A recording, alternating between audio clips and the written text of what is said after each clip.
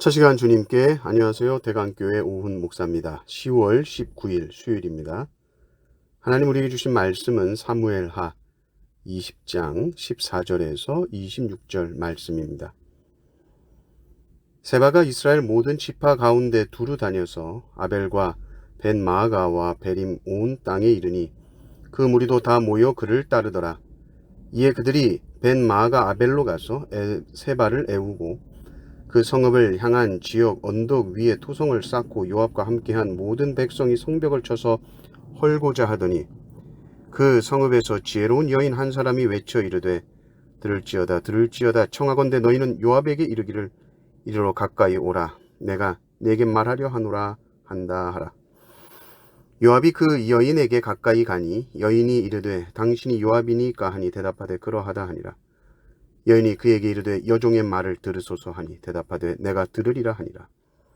여인이 말하여 이르되 옛 사람들이 흔히 말하기를 아벨에게 가서 물을 것이라 하고 그 일을 끝내었나이다. 나는 이스라엘에 화평하고 충성된 자 중 하나이거늘 당신이 이스라엘 가운데 어머니 같은 성을 멸하고자 하시는도다. 어찌하여 당신이 여호와의 기업을 삼키고자 하시나이까 하니 요압이 대답하여 이르되 결단코 그렇지 아니하다. 삼키거나 멸하거나 하려 함이 아니니 그 일이 그러한 것이 아니니라. 에브라임 산지 사람 비그리의 아들 그의 이름을 세바라 하는 자가 손을 들어 왕 다윗을 대적하였나니 너희가 그만 내주면 내가 이 성벽에서 떠나가리라 하니라. 여인이 요압에게 이르되 그의 머리를 성벽에서 당신에게 내어 던지리이다 하고 이에 여인이 그의 지혜를 가지고 모든 백성에게 나아가매 그들이 비그리의 아들 세바의 머리를 베어 요압에게 던진지라. 이에 요압이 나팔을 불매 무리가 흩어져 성읍에서 물러나 각기 장막으로 돌아가고 요압은 예루살렘으로 돌아와 왕에게 나아가니라. 요압은 이스라엘 온 군대의 지휘관이 되고 여호야다의 아들 부나야는 그렛 사람과 블렛 사람의 지휘관이 되고 아도람은 감역관이 되고 아힐루스의 아들 여호사밧은 사관이 되고 스와는 서기관이 되고 사독과 아비아달은 제사장이 되고 야일 사람이라는 다윗의 대신이 되니라. 아멘.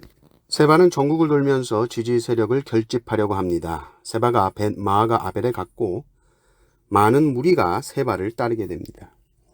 그때 요압이 전략을 세우기를 초전박살이다. 벤마아가 아벨 성벽을 허물어서 아벨성을 초토화시키겠다라는 계획을 세우죠. 보통 전쟁에서 민간인들의 피해를 막기 위해서 전략적 어떤 요충지 중심으로 파견하는데 적군을 그냥 두었을 경우에 더 큰 피해가 발생할 수 있겠다 그러면 그냥 무리를 해서라도 전체를 파괴하죠. 요압이 이 전략을 세우는 것을 이 성의 한 지혜로운 여인이 알게 됩니다. 그리고 요압을 좀 꼭 만나게 해달라 사정을 하고 요청을 하고 이 여인이 이제 요압을 만납니다. 그리고는 이야기를 시작합니다. 18절을 보면 이렇게 나옵니다. 여인이 말하여 이르되 옛 사람들이 흔히 말하기를 아벨에게 가서 물을 것이라 하고 그 일을 끝내었나이다. 이 말은 이 아벨이라는 성에 지혜자가 많이 살았다는 것이죠.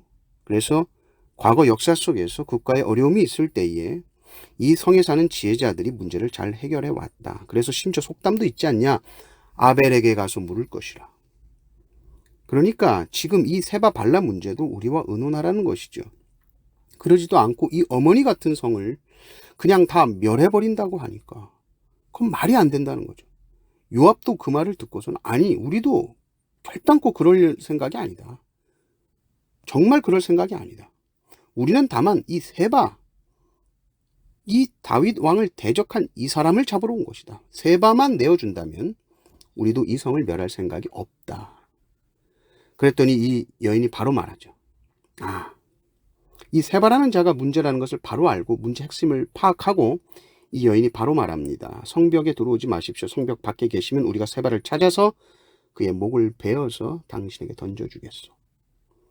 그리고는 22절 보면 바로 실행합니다. 이에 여인이 그의 지혜를 가지고 모든 백성에게 나아가며 그들이 비그리의 아들 세바의 머리를 베어 요압에게 던진지라. 이에 요압이 나팔을 불매 무리가 흩어져 성읍에서 물러나 각기 장막으로 돌아가고 요압은 예루살렘으로 돌아와 왕에게 나아가니라. 이렇게 나옵니다. 이 여인의 모습이 어떻습니까? 어찌 보면 세 발을 찾아서 목 베어서 성벽 밖으로 던진다는, 어떻게 보면 아주 냉정해 보일 수도 있지만, 이 아벨 성의 이 주민 입장에서 보면 너무나 지혜로운 것이죠. 자칫하면 이 성에 많은 무고한 사람들의 피를 흘릴 수 있는 이 사태를 이 여인의 지혜로 막은 것입니다. 22절에서 이 멋있는 표현이 여인이 그 지혜를 가지고 모든 백성에게 나아가며, 지혜를 가지고 모든 백성에게 나아갑니다. 그리고 그 지혜는 그 모든 백성에게 가장 유익한 방법대로 사용이 되는 것이죠.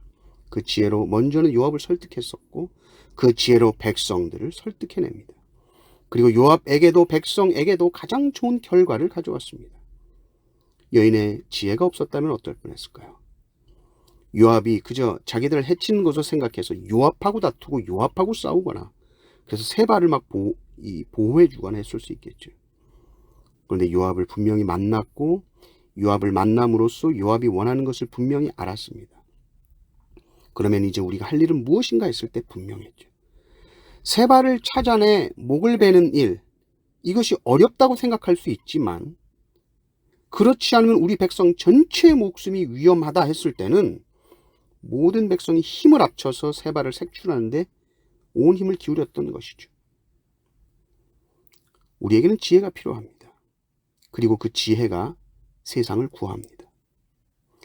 야고보서 1장 5절 말씀에 너희 중에 누구든지 지혜가 부족하거든 모든 사람에게 후히 주시고 꾸짖지 아니하시는 하나님께 구하라, 그리하면 주시리라. 우리에게 요압과 같은 큰 문제가 우리 앞에 있을 때 하나님 앞에 나가 지혜를 구하십시오. 하나님께서는 반드시 우리에게 지혜를 주실 것입니다. 그리고 그 지혜로 우리의 가족을 지키게 하실 것이고, 우리의 가정을 지키고 직장을 지키게 하실 것이고, 우리의 교회를 지키게 하실 것입니다. 가장 지혜로우신 성령 하나님께 지혜를 구하는 모든 성도님들 되시기를 주님의 이름으로 축원합니다. 아멘.